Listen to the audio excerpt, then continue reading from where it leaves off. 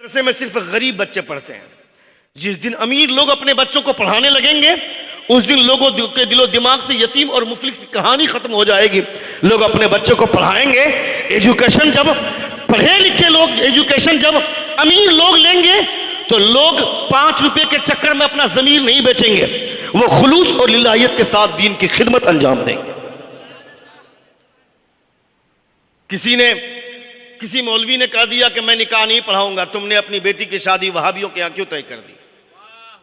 किसी ने कह दिया।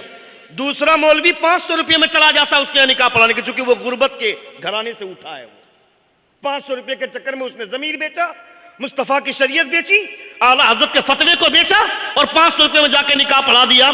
जबकि उसको सपोर्ट करना चाहिए, नहीं जो पढ़ाई उसने की है वो पढ़ाई हमने भी की है।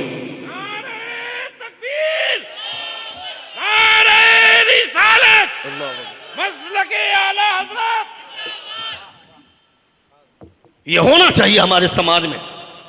और हम ये बोलते हैं मौलाना साहब आप ये सब बातें मत बोलिए, इससे हमारे समाज में इंतशार पैदा होता है, हमारे समाज में माहौल खराब होता है। मैं कहता हूं जालिम, जो मसला तुम्हारे मुफ्ती ने बताया है ये तो मुस्तफा ने मस्जिद नबवी में खड़ा होकर के बयान किया है, तो ये बोल दिए तो गलत क्या हुआ? सपोर्ट करना चाहिए, क्योंकि हम नहीं सपोर्ट करते हैं। इसलिए हमारे उलमा, ये तो अंग्रेजों की बहुत बड़ी चाल है, बहुत बड़ी राजनीति, एक बहुत बड़ा राज इसके पीछे है।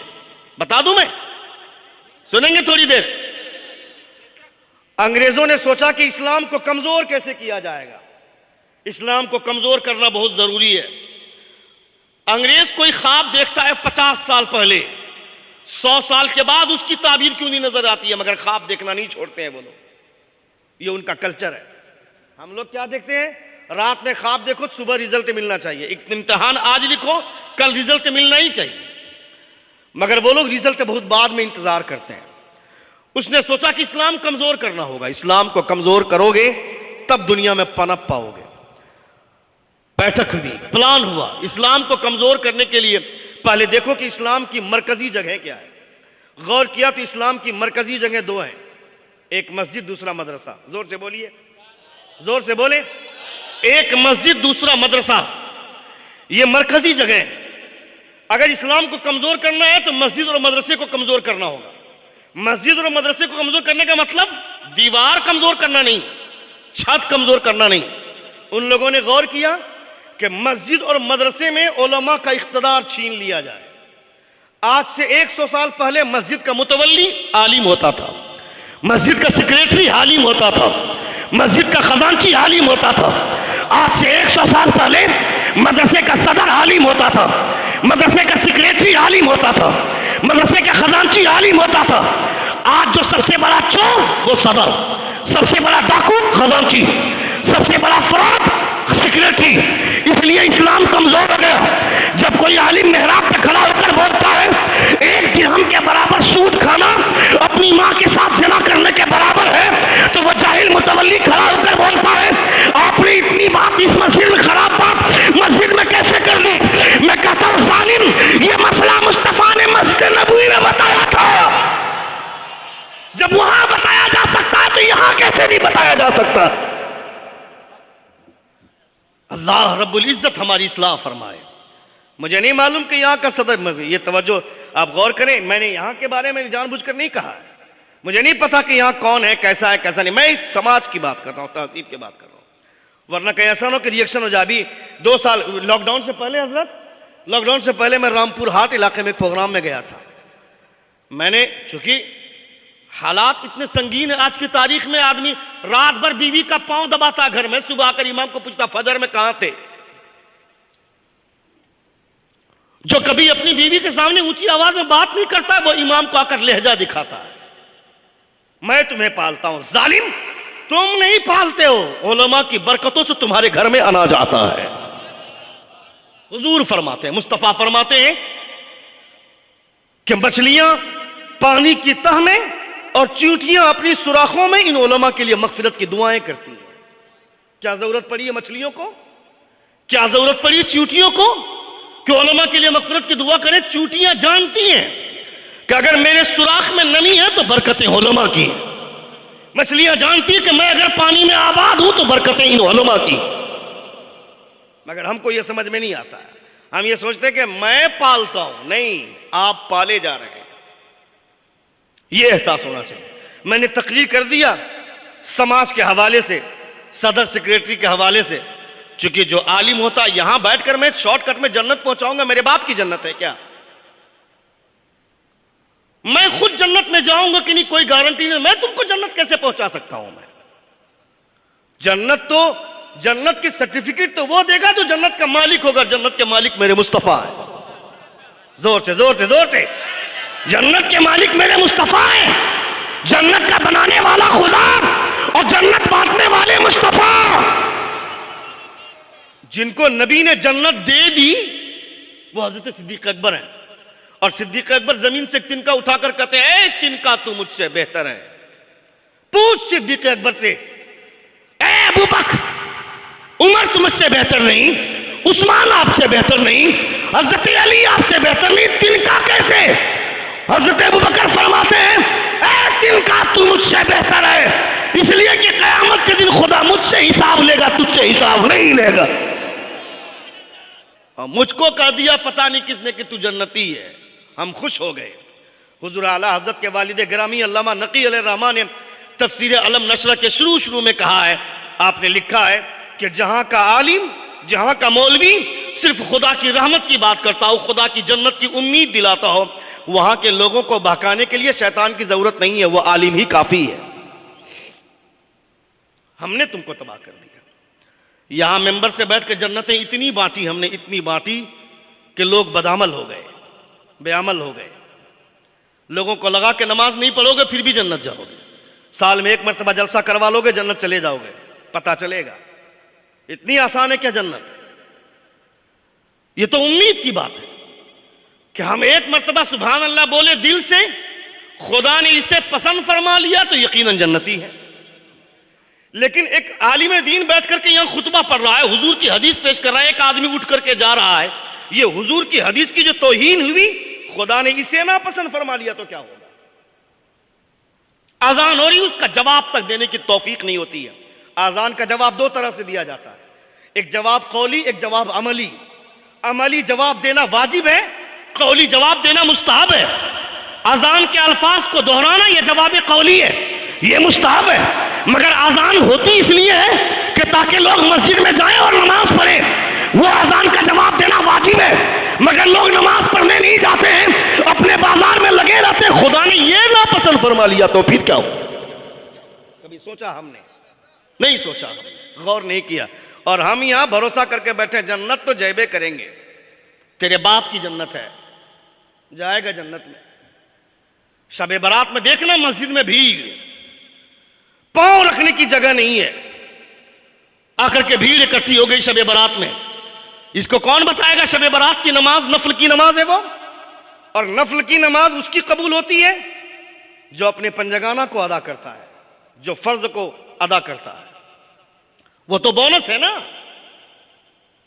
कोई किसी कंपनी में काम करता है, 8 घंटे जो ड्यूटी है वो ड्यूटी करेगा, तब ना ओवर टाइम वो लगाएगा तो उसको बोनस मिलेगा। 8 घंटा गायब रहे और ओवर टाइम में पहुंचे तो क्या उसको मिलेगा? बोनस मिलेगा उसको। ये तो नफल की नमाज। मगर हमको ऑफर चाहिए, ऑफर। 299 का रिचार्ज कराओ, अनलिमिटेड डाटा पाओ 1 महीने तक के लिए। 100 रुपए का रिचार्ज कराओ, 50 नहीं 150 का टॉक टाइम लो। हमको ऑफर चाहिए।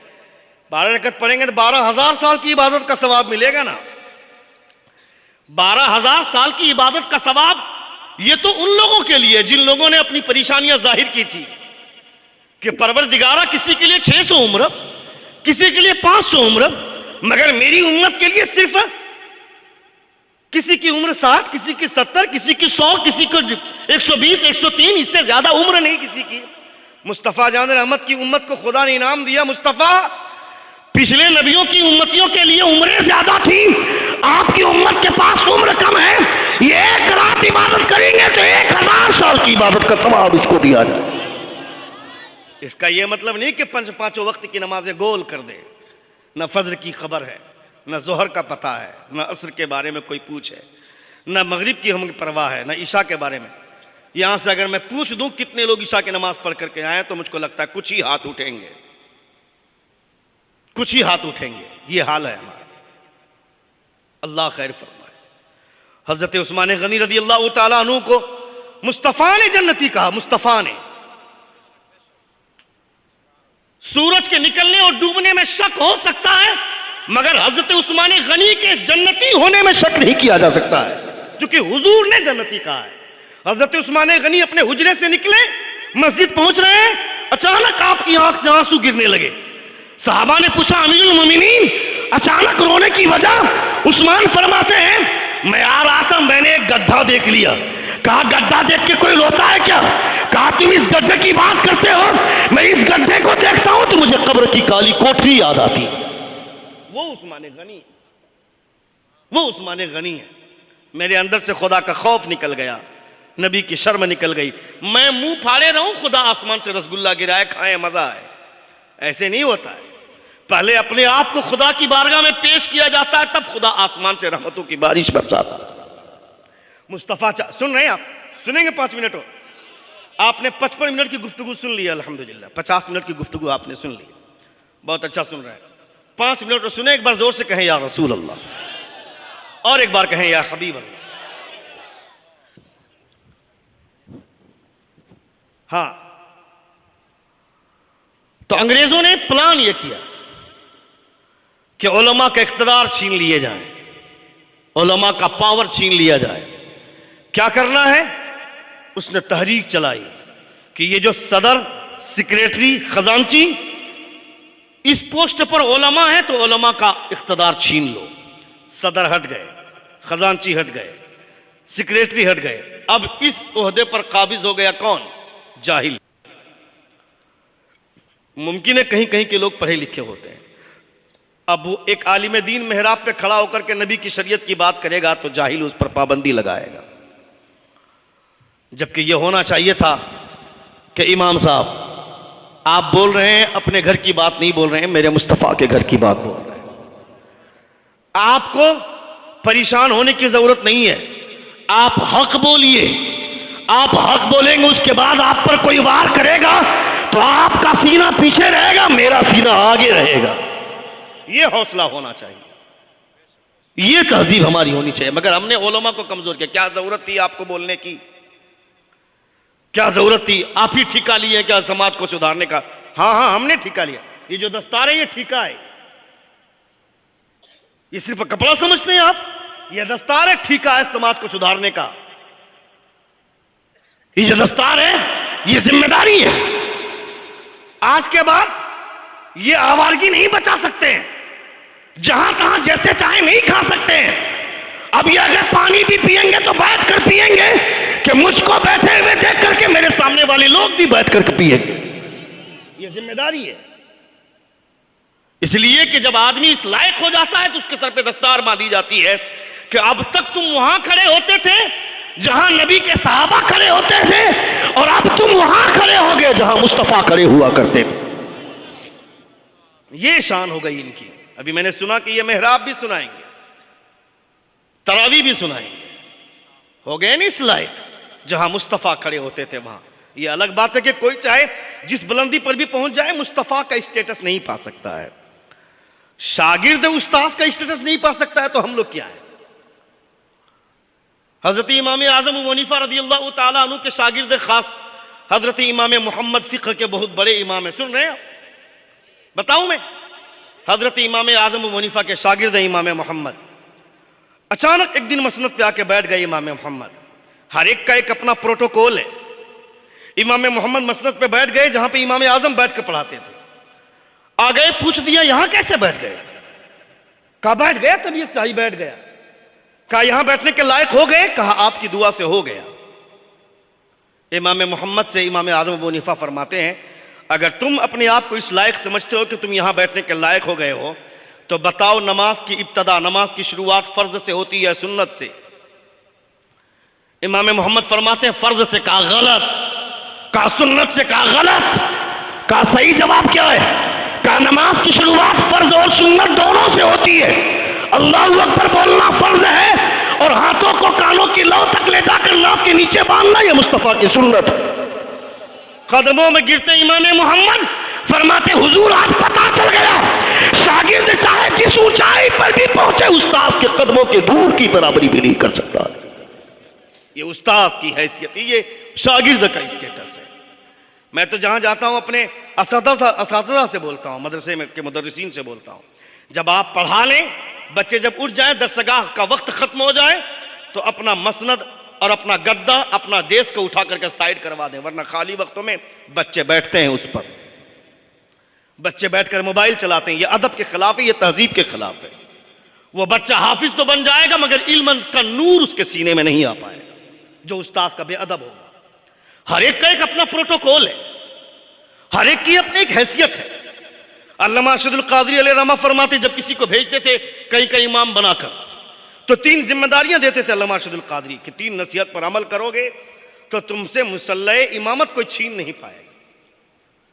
पहली नसीहत फरमाते थे कि वक्त से पहले, जमात का वक्त होने से पहले आकर मुसल्ले पे बैठ जाना, पब्लिक तुम्हारा इंतजार ना करे, तुम लोगों का इंतजार करो। तुम्हारे तकवा का रोब लोगों के सीने में बैठेगा तो लोग तुमको देख नहीं पाएंगे, नजर से नजर नहीं मिला पाएंगे, इतना रोब तुम्हारा छाएगा तुम्हारे तकवे की वजह से। रोब तकवे का ही आता है, इल्म का बाद में आता है। सुन रहे हैं? दूसरी नसीहत फरमाते थे कि तुम्हारे कमरे में कोई सदर आए या सेक्रेटरी आए या खजांची आए या वक्त का कोई कितना बड़ा सेठ आए, वो तुम्हारे बिस्तर पे ना बैठे वो, और जहां तुम बैठ करके मुताला करते वहां पर भी ना बैठे वो तुम्हारी जगह है। उनके लिए अलग से वीआईपी कुर्सी मंगा देना, उस पर बैठाना, मगर तुम्हारी जगह पर ना बैठे, तुम्हारी हैसियत अलग है। ये अल्लामा अरशदुल क़ादरी। और हम कहां जाते हैं? इमाम साहब के गद्दे में जाकर के पांव चढ़ाकर ऐसे बैठ जाते हैं कि मैं सेक्रेटरी हूं, मैं मदरसे में लाख रुपया चंदा देता हूं। हम लोग जब दुकान में जाते हैं तो जो मेन कुर्सी होती है दुकानदार की, उस कुर्सी पे वही बैठता है, हमारे लिए कुर्सी अलग लगाता है। क्यों? तुम्हारी कुर्सी की अहमियत है, हमारे बिस्तर की अहमियत नहीं है क्या? तुम्हारा प्रोटोकॉल है, हमारी कोई हैसियत नहीं है क्या? दुनिया में अगर आलिम की हैसियत नहीं है तो किसी की हैसियत नहीं है। क्योंकि हुजूर फरमाते हैं, मैं तुम में, तुम्हारे दरमियान में उलमा की फजीलत ऐसे ही है जैसे कि मैं तुम पर फजीलत रखता हूं। ये हुजूर फरमाते हैं। और हुजूर आला हज़रत फरमाते हैं, जो आलिम का गुस्ताख होगा उसको तो दुनिया में ही 2 सजा मिलेगी, आखिरत की बात छोड़ो। जो आलिम का गुस्ताख होगा, हुजूर आला हज़रत फरमाते हैं कि जो आलिम का गुस्ताख होगा दुनिया में ही 2 सजा उसको मिलेगी। पहली सजा ये कि उसके खानदान में कोई मौलवी नहीं बनेगा। दूसरी सजा ये कि यह अंदेशा है कि उस जब मरेगा तो कुफ्र की मौत हो, यह अंदेशा है। आखिरत में जो सजा मिलेगी वो अलग है। इसलिए अपने उलमा का कदरदान बनना चाहिए। आज हम कमजोर हो गए ना, इतने कमजोर हो गए कि मैं सदर सेक्रेटरी नहीं बदल सकता हूं, मगर सदर सेक्रेटरी अपने कपड़ों की तरह इमाम बदल सकता है। एक कपड़ा वो साल भर पहनेगा, मगर एक इमाम के पीछे साल भर नमाज पढ़े कोई गारंटी नहीं। ये हालत है, हम कमजोर हो गए ना। हम कहीं जाते हैं समाज के साथ, समाज को सुधारने के लिए, मगर समाज की वजह से हमको समझौता करना पड़ता है। मुझको अपनी कुर्सी बचानी रहती है, मैं समाज के पीछे लगूंगा। अगर ये कंडीशन इमाम ने लिख दिया कि मैं सिर्फ सुन्नी का निकाह पढ़ाऊंगा, जिसका अकीदा मुतज़लज़ल होगा मैं उसका निकाह नहीं पढ़ाऊंगा, तो लोग उस कंडीशन को नहीं मानते हैं। यहां लड़ाई झगड़ा करने के लिए हम इमाम नहीं रखते। मौलाना साहब, आप चले जाइए, आपकी तरह बहुत इमाम है जो यहां मिल जाएंगे 5 से 5 हज़ार में हमको खिदमत करने के लिए। तो वो कौन लोग होंगे? वो कौन लोग होंगे जो पैसों के लिए तरसते हैं? वो अपना जमीर बेच करके पैसे कमाएंगे।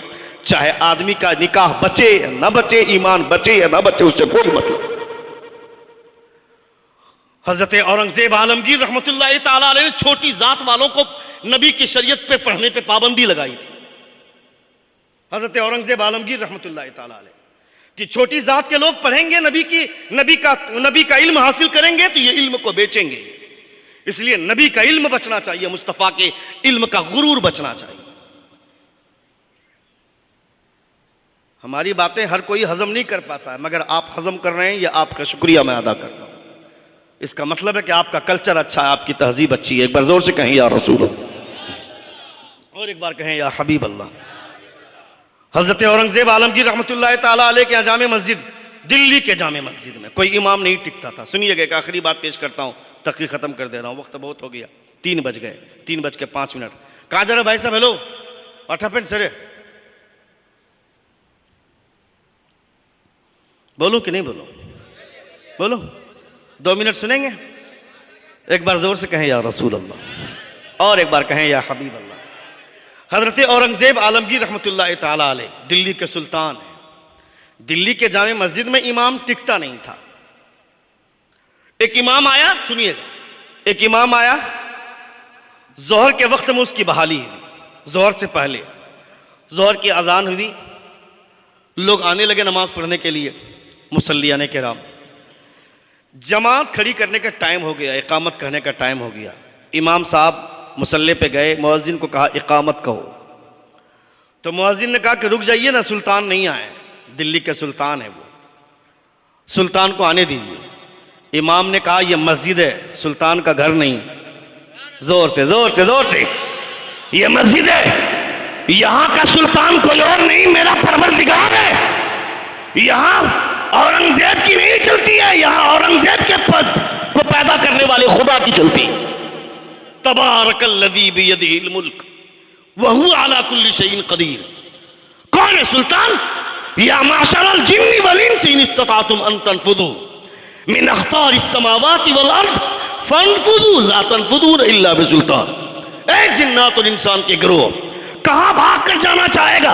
मेरी जमीन छोड़कर भागेगा, मेरा आसमान छोड़कर भागेगा? जहां जाएगा सुल्तान कोई नहीं, तेरा परवरदिगार है, तेरा सुल्तान, तेरा खुदा है। इकामत कहो।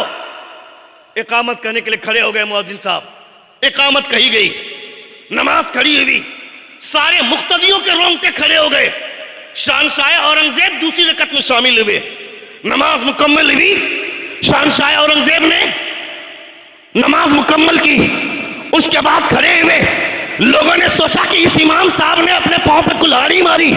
अब तक तो इमाम 1 महीना नहीं टिकता था, मगर अब आज का इमाम 1 वक्त भी नहीं टिकेगा। जोहर पढ़ाया, असर नहीं पढ़ा पाएगा। 5 मिनट रुक जाते तो क्या होता?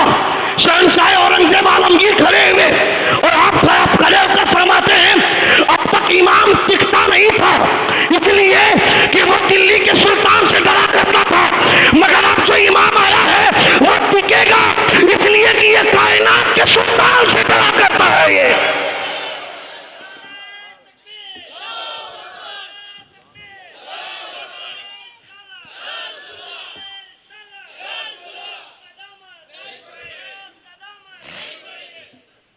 दिल्ली के सुल्तान से नहीं, कायनात के सुल्तान से डरा करता है। ये हमारी तहजीब है। मैं कहता हूं रिस्क का मालिक, कोई जरूरत नहीं सदर सेक्रेटरी की चापलूसी करने की। अब तो इतने कमजोर लोग आ गए इस लाइन में कि सदर के यहां दूध पहुंचाएगा, सेक्रेटरी के बच्चे को स्कूल पहुंचाएगा, स्कूल से लेकर तुम इसके लिए दुनिया में हो क्या? तुम्हारे सर पे दस्तार इसीलिए बांधी गई थी क्या?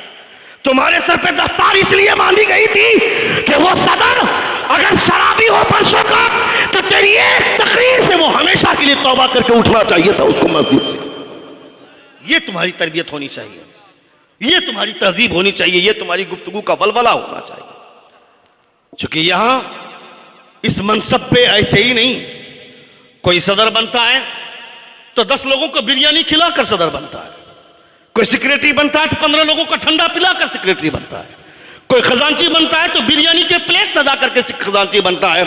मगर जो इमाम होता है वह बिरयानी खिलाकर नहीं, मुस्तफा का इल्म अपने सीने में बसाकर वो इस लायक हुआ। उसकी कद्र होनी चाहिए, उसकी कद्र मंजिलत होनी चाहिए, उसको अहमियत देनी चाहिए। मदरसे के असातिज़ा जाते हैं डोर टू डोर मांगने के लिए कि हमारे यहाँ जलसा है, 3 बच्चों की दस्तार है, दे दीजिए। चेहरा ऐसा बनाता है, ऐसा बिगाड़ता है जैसे कि उसकी पूरी कायनात मांग ली। शक्ल देखना, सुबह जाओ तो कहेगा शाम में आना, शाम में जाओ तो कहेगा सुबह में आना, काला बैग देख करके जाइए जाइए सुबह में आइए। ये ड्रामा होता है।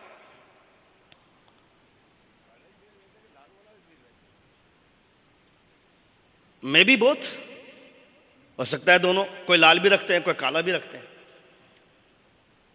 मगर ये अफसोस होता है, समाज को बनाना है तो अपने उलमा की कदर। आपको तो ये बोलना चाहिए था कि मौलाना साहब आप इतनी मेहनत क्यों करते हैं, आप बैठ करके बुखारी पढ़ाइए ना, आप बैठ करके कुरान पढ़ाइए, वहां बैठकर पसीना ज़ाय कीजिए, पसीना आप लगाइए, बहाइए, बाहर हमारे लिए छोड़ दीजिए। कितने की जरूरत है आप बोलिए, हम ला करके पहुंचाएंगे, आप वहां से सिर्फ मुस्तफ़ा का इल्म फैलाइए।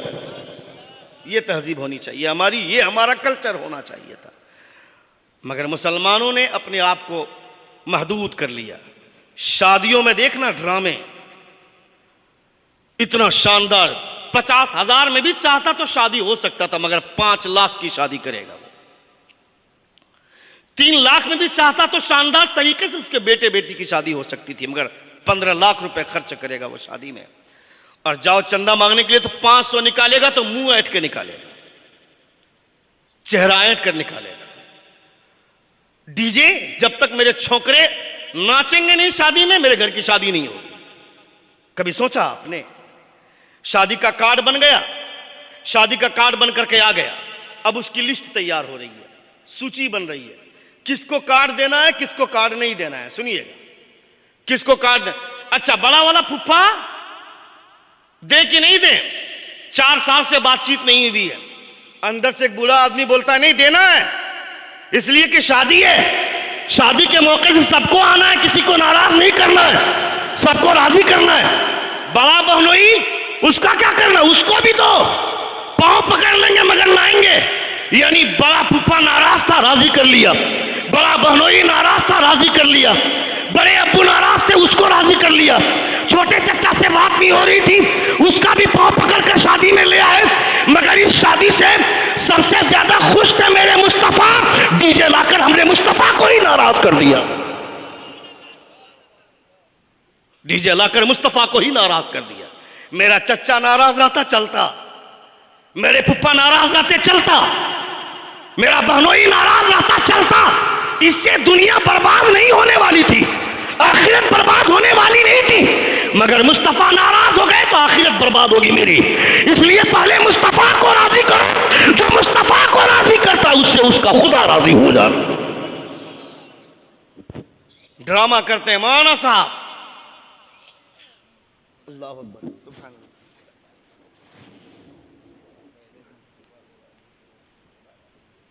सुभान अल्लाह, माशाअल्लाह। पहले मुस्तफा को राजी करो। क्या हो गया? अब खत्म कर देते हैं।